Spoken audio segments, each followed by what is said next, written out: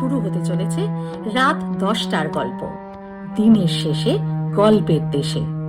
এখন থেকে প্রতি মাসের তৃতীয় শনিবার শুনবেন ছোট্ট ছোট্ট দুঃখ সুখ দিয়ে গড়া টান টান উত্তেজনার গল্প। শেষের পরেও যার রেশটুকু থেকেই যাবে। তবে আর দেরি না করে দিনের ক্লান্তি ভুলে মনের জানালা খুলে সাবস্ক্রাইব করুন আমাদের চ্যানেলে রাত 10টার গল্প, দিনের শেষে গল্পের দেশে। গল্পে উচ্চারিত শব্দ মূল কাহিনী অনুসারে উচ্চারিত। রাত 10টার গল্প কোনোভাবেই মদ্যপান, ধূমপান বা যে কোনো ধরনের ক্ষতিকর অভ্যেসকে সমর্থন করে না। মদ্যপান স্বাস্থ্যের পক্ষে অত্যন্ত ক্ষতিকর। সচেতন থাকুন, সুস্থ থাকুন। মহাশ্বেতা দেবীর জন্ম শতবার্ষিকী উপলক্ষে আমাদের আজকের গল্প। মহাশ্বেতা দেবী ছিলেন অনন্য সাধারণ বাংলা ঔপন্যাসিক ও ছোট গল্পকার। তিনি সাহিত্যের পাশাপাশি একজন মানবাধিকার আন্দোলনকারী ছিলেন। তার প্রথম লেখা প্রকাশিত হয় ছোটদের পত্রিকা রং মশালে। শোষিত, প্রান্তিক, আদিবাসী ও বঞ্চিত নারীর জন্য তার সাহিত্যকর্ম দৃষ্টান্তমূলক প্রতিবাদের দলিল। তার গল্পে, উপন্যাসে উঠে এসেছে শ্রেণী সংগ্রাম ও নারী নির্যাতনের কথা। তার ছোট গল্পগুলি অত্যন্ত প্রভাবশালী, তাই কেবল গল্প হিসেবেই নয়, বাস্তবেও সেগুলি পরবর্তী প্রজন্মের পথপ্রদর্শক। আজকের গল্প পাঠে কথক সঞ্জয়, রূপসী দোলন, রূপসীর মা জয়িতা, চিনিবাস ত্রিশান, মাহিন্দর কিরণ, ছোট আচার্যানী স্নিগ্ধা, বড় আচার্যানী শ্রাবণী। আমাদের আজকের গল্প মহাশ্বেতা দেবীর বান।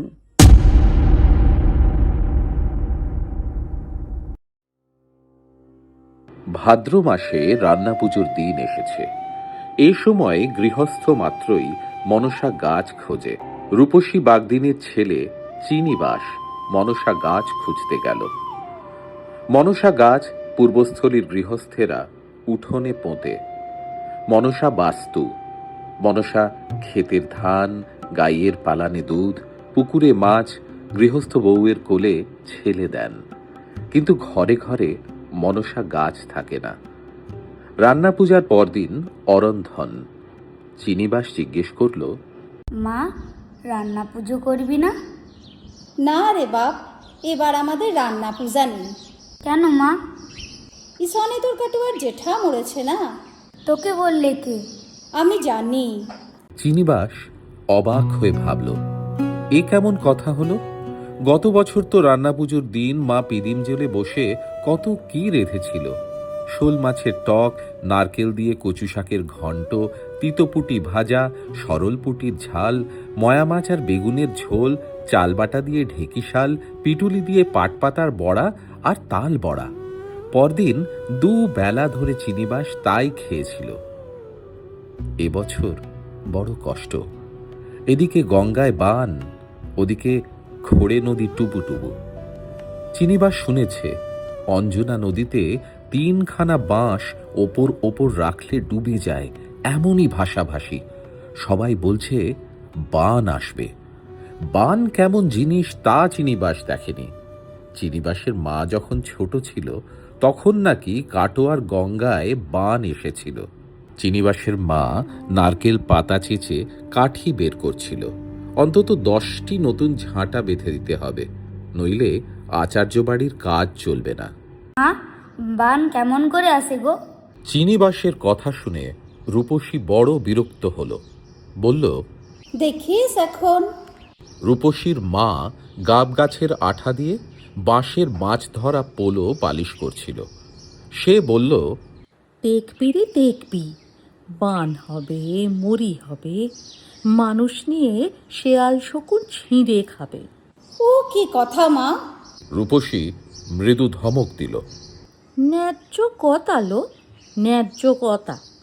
পিঁপড়ে পতঙ্গ ভেসে যাবে, হাতি ঘোড়া জিয়ে থাকবে।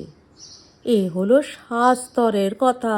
চিনিবাস আবার জিজ্ঞেস করল, তবে যে সবাই বলতেছে ই বানে কেউ মরবে না। ও গোরা প্রেমের বানের কথা? ও আমি জানি না বাবু। আমি তো শুনলাম শান্তিপুর কাটোয়ার জন্ম নিশ্চে আর আন কথা মুখে নাই। শুনে আমি হেসে বাঁচি না। হাটে যেতে দেখি সবাই এক কথা বলে। আমি যাকেই শুধাই, কথাটি কি গো? সেই বলে, আলো বাগদি বউ। কি যে কথা সে তো আমরাই বুঝি না। শুধু শুনি গৌরাং সন্ন্যাসী নাকি উঁচুকে নিচু আর নিচুকে উঁচু করবে বলে লেচে বেড়াচ্ছে।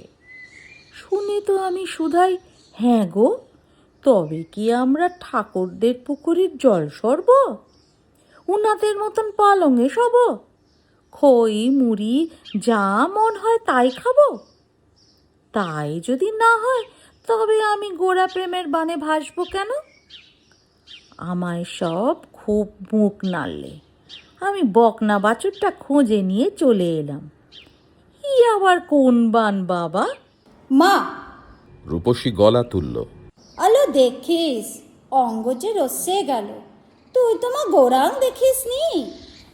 আহা, দেখতে যাব কেন লো? গৌরাং কি আমায় রাজা করবে? তবে যা, মাছ ধরগা যা।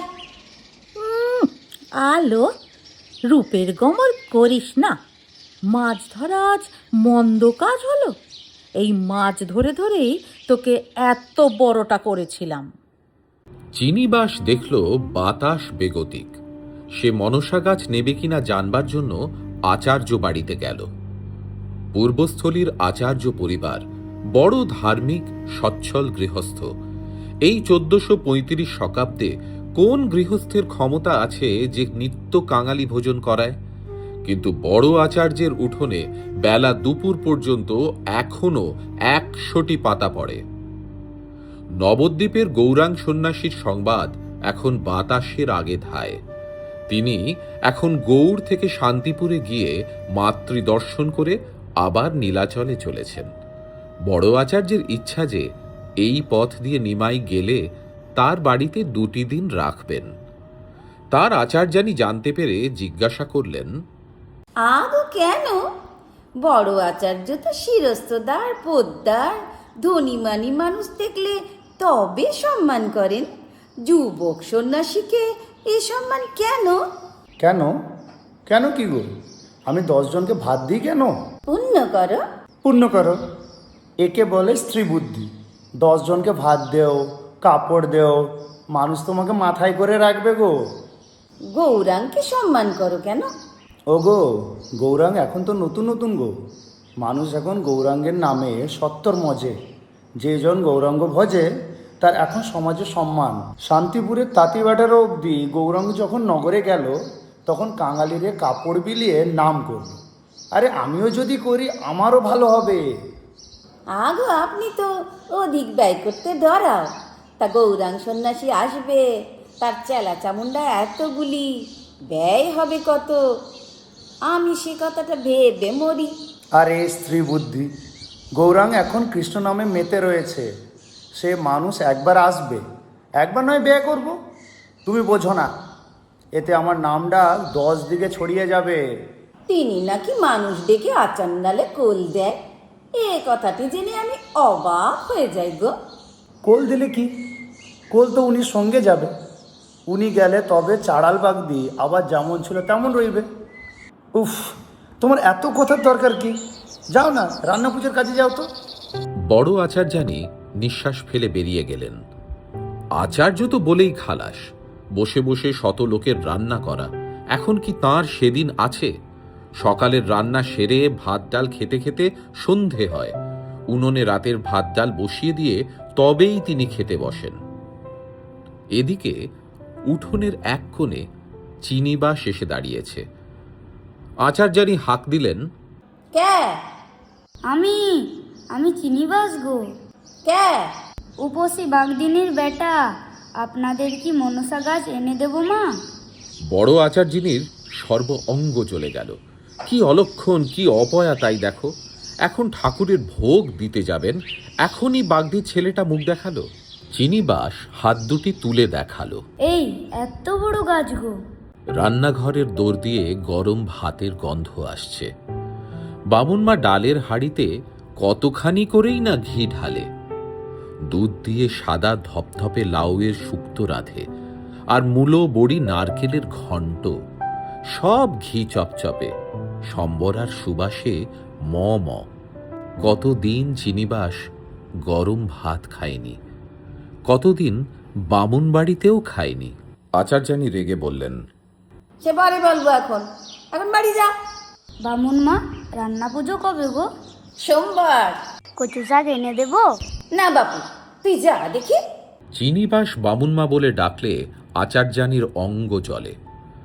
রূপসী বাগদিনীর মতো গরিব এ পূর্বস্থলিতে কেউ নেই।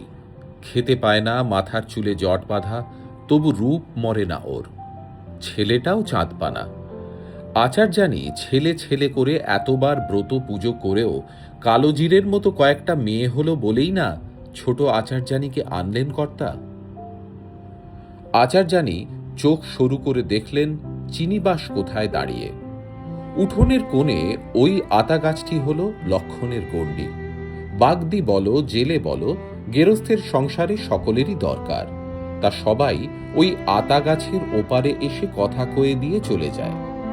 চিনিবাস বুড়ো আঙুলে ভর করে উঁচু হয়ে দাঁড়িয়ে কি যেন দেখতে চেষ্টা করছে। ছোট আচার্যানী ছেলে কোলে করে দাওয়ায় এসে দাঁড়িয়ে আবার টুপ করে ঘরে ঢুকে গেলেন। ছেলেটি বড় ভোগে, চিনিবাসের নজর লাগলে হয়তো আবার ভুগবে। ছোট আচার্যানী ঘর থেকে ডেকে বললেন, ওরে ওরে, এক পাই মুড়ি দান গো। মুড়ি নিয়ে খুশি হয়ে চলে যা বাবা, আমার ছেলেটার দিকে তাকাস না। চিনিবাসের চোখ দুটো যেন সর্বদা খাই খাই। এত খিদে ওর কোত্থেকে আসে কে জানে। নে মুড়ি নিয়ে চলে যা যা। চিনিবাসের মাথায় যে কি ভূত চাপলো কে জানে। হঠাৎ বড় আচার্যানীকে জিজ্ঞেস করে বসল, গো বামুন মা, তোনার গৌরাং এলে আমরা নাকি সকলের সঙ্গে এক দাওয়ায় বসে পেশাদ পাবো? বড় আচার্যানী তখন গলা তুলে চেঁচাতে শুরু করলেন। চেঁচামেচির মধ্যে অনেকখানি হলো স্বামীর বিরুদ্ধে আক্ষেপ। আগো তিনি চাঁড়াল বাগদি নিয়ে নাচতেছে, নাচুক গা। মনীষী না দেবতা, না তিনি কি বস্তু তা কি আমরা জানি? তিনি বান আনতেছে, বানের সঙ্গে ভেসে চলে যাবে গো। আমাদের এই গায়ে জন্ম কাটাতে হবে, আমরা কেন নাচতে যাই? রূপসী বাগদির বিরুদ্ধেও অনেক বিষোদ্গার ছিল। মেয়েটা মন্দ, ওর ছেলেটা মন্দ, গ্রামের কলঙ্ক একটা। ছোট আচার্যানী তাড়াতাড়ি এক ঘটি জল আর একখণ্ড মিশ্রি এনে দাঁড়িয়ে রইলেন। কারণে অকারণে বড় আচার্যানী এভাবেই চেঁচান। চেঁচাতে চেঁচাতে ওর মুখে থুতু উঠে আসে। তখন একখণ্ড মিশ্রি আর এক ঘটি জল খেলে উনি শান্ত হন। চিনিবাস তো কোচড়ে মুড়ি কটা নিয়ে দৌড় দিল।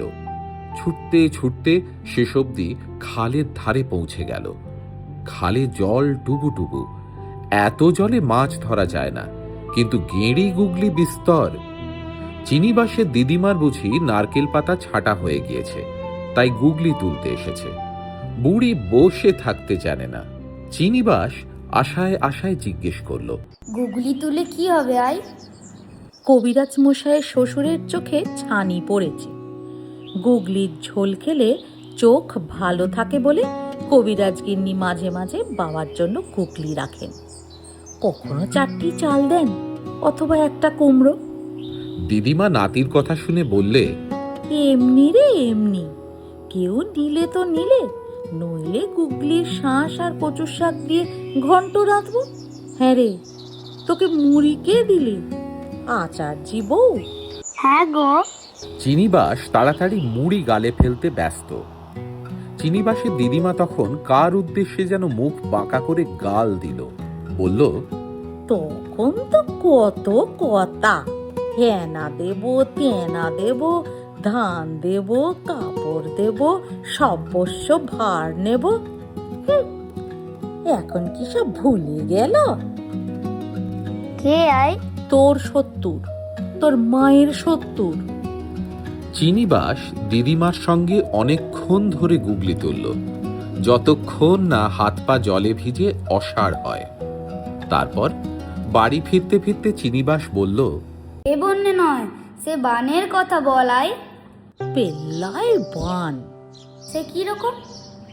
তোর মা তখন সমত্ত মেয়ে, রূপে রং ভেসে যায়। সকালবেলা থেকেই গুঁড়ো গুঁড়ো বৃষ্টি, যেন বাতাসের তুষ উঠতেছে। আর বাতাসের কি ডাক! তা বাদে বান আসতে আমরা সব যে বড় আচার্যের দালানে উঠলাম। কতজন গাছে চেপে রইল, কতজনা ভেসে গেল। মানুষ পোকামাকড়ের মতন মরে যাচ্ছে দেখে বামুনরা সকলে দালানে উঠোনে ঠাঁই দিলে। তা বাদে গল্পের এই জায়গাটি চিনিবাসের বড় প্রিয়। বারবার এই গল্পটা শুনতে পারে শুধু এই কথাগুলো শুনবে বলে। রূপকথার চেয়েও আশ্চর্য সব কথা। বানের সময় মানুষেরা সব দেবতা হয়ে গিয়েছিল নিশ্চয়ই, নইলে এমন কাণ্ড করবে কেন? অন্ন বিনা প্রাণী মরে যায় দেখে বামুনরা ধামা ধামা চিড়ে মুড়ি বাতাসা দিয়ে সব প্রাণ বাঁচালে। যারা রাঁধতে জায়গা পেলে তাদের চাল ডাল দিলে। আমার মাকে আঙা কাপড় দিলে বামুনরা, পরনের কাপড় তেনা হয়ে গিয়েছিল। তা বাদে নতুন গোল ঘরে মোদের ঠাঁই দিলে। তা বাদে মাচা থেকে শুকনো কাঠ, চাল ডাল তেল নুনের সিধে আনাজপাতি মাছ দিলে। জল নেবে গেলে যে যার ঘরে গেল, কিন্তু রূপসী আর তার মার জন্য বড় আচার্যের কি ভাবনা কি ভাবনা! ওদের মতো দুঃখী কে আছে? কতদিন ওদের আগলে রাখলেন, তারপর নিজের ছেলের সঙ্গে রূপসীর বিয়ে দিলেন। বিয়ের পর বছর না পুরতে চিনিবাস হলো, কিন্তু রূপসীর বর জ্বরে ভুগে মারা গেল। ও আয়, তা বাদে তুই হতেও দয়া ছিল, মন ছিল। এখন যেমন মুড়ি দিয়ে বিদায় করে দেয়, তেমন মায়া ছিল না। চিনিবাসের দিদিমা মাথা নেড়ে আরো কি বলতে গিয়ে চুপ করে গেল। আর তখনই ওরা ঢাকের বোল শুনতে পেল। ঢোলমোহর দিয়ে বড় আচার্য সকলকে যেতে বলছেন ওর বাড়িতে। কীর্তন, ঠাকুর সেবা, প্রসাদ বিতরণ আর গৌরাঙ্গ দর্শন হবে। সবাই যাবে। দিবাকর চক্রবর্তীর মতন বামুন, চিনিবাসের মতন বাগদি, সবাই। বাবা গো, সত্যি বামুনরা সবাইকে ডাকছে? সবাইকে খেতে দেবে? চিনিবাসের দিদিমা কিছু বুঝে কিছু না বুঝে ঘন ঘন মাথা নাড়তে লাগলেন। এ বানও যে সেই গঙ্গার পানের মতন মনে হচ্ছে। সবাই এক জায়গায় দাঁড়াবে, বসবে, একসঙ্গে চিঁড়ে মুড়ি ভাগ করে খাবে।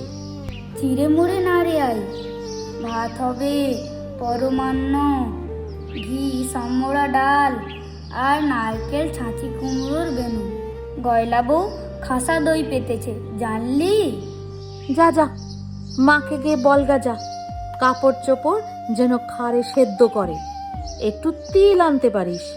মাথাটা যেন সন্ন্যাসীর জট, এমন মাথা নিয়ে যাব কেমন করে? চিনিবাস যেন হাওয়ার আগে উড়ে মাকে খবর দিতে চলে গেল।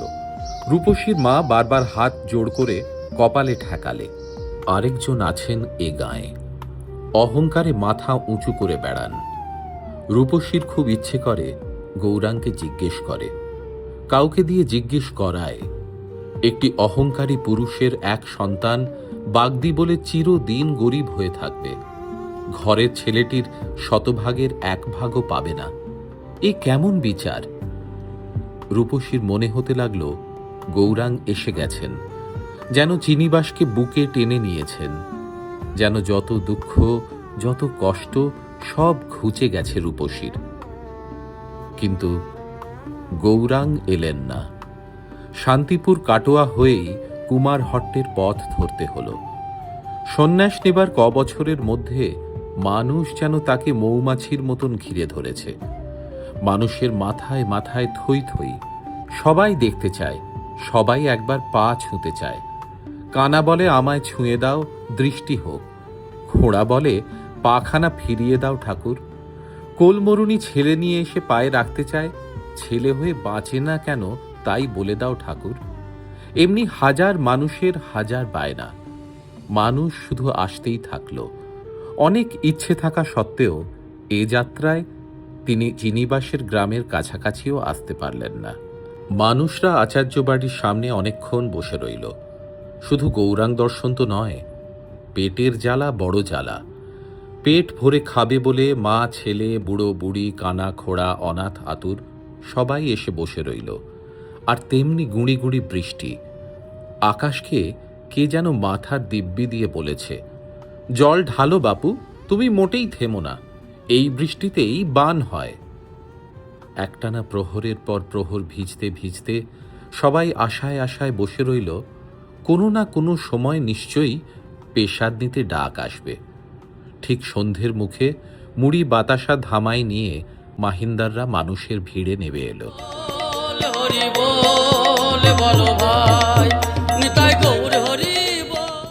চিনিবাসরা কেউ উঠোনে ওঠেনি, কিন্তু মাহিন্দাররা মিষ্টি গলায় বললে, তিনি যদি আসতো তবে তোমরা উঠোনে উঠতে বাপ সকল, আমরা ডেকে এনে বসাতাম। তা তিনি তো আসেনি, এখন আর উঠোনে উঠে জল কাদা করে কি হবে বলো? তা মুড়ি বাতাসা দিচ্ছ কেন গো? পেশাদ পাবো বলেছিলে না? আহা, তিনি যদি আসতো তবে পেশাদ নিশ্চয়ই রান্না হতো। এদিকে কীর্তন হতো, ওদিকে পেশাদ রান্না হতো, তোমরা সবাই পেশাদ পেতে। জোগাড় ছিল, সরঞ্জাম ছিল, সবই ছিল গো। তা তিনি যখন এলেন না তখন আর পেশাদ কেমন করে হয় বলো? কিন্তু আমরা খাবো বলে আশা করে এসেছি গো। এই দেখো, এই ছিলি তো সন্ন্যাসী দেখতে, খেতে এই ছিলি? হ্যাঁ গো। নাও, তোমাদের সঙ্গে আমি বকতে পারিনি বাবু।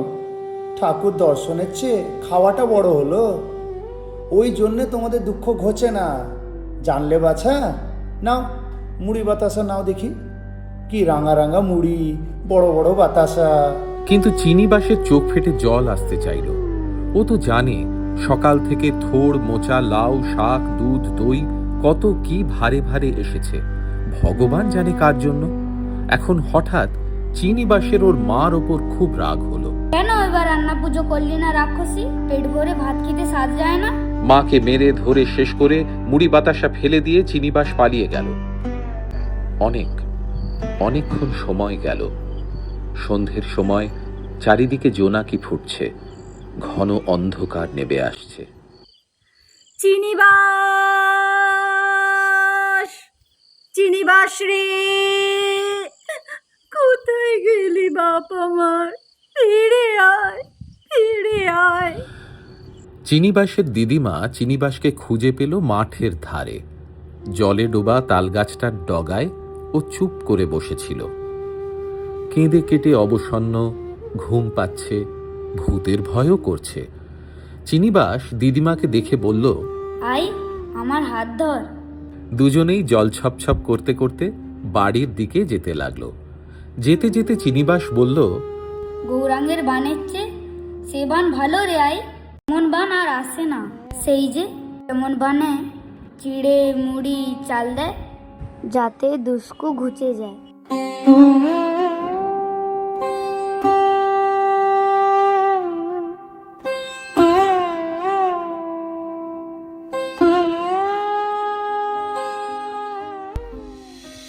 গল্প পাঠ যদি আপনাদের ভালো লেগে থাকে তাহলে লাইক, শেয়ার ও কমেন্ট করে আমাদের সাথে থাকুন। পরবর্তী গল্প নিয়ে আমরা আবার হাজির হব আগামী মাসের তৃতীয় শনিবার ঠিক রাত 10টায়। শুভরাত্রি।